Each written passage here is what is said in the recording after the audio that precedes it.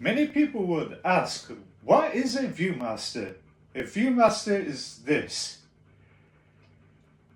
a wonderful gadget that you display pictures through two lenses, and the pictures itself comes on a disc.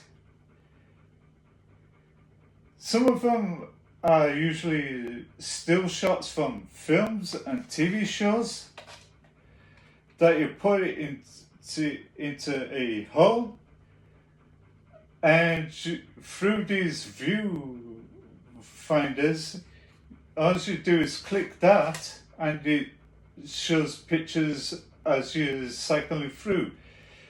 Something similar to putting slides in a projector reel to show on the screen. Instead of doing that, you can put it into this. This has been going around for many years. There's been a lot of revisions of the ViewMaster, and these are very rare to get if you know where to look for them. Even if you get lucky finding one on a boutique market store or in a charity shop. These are fantastic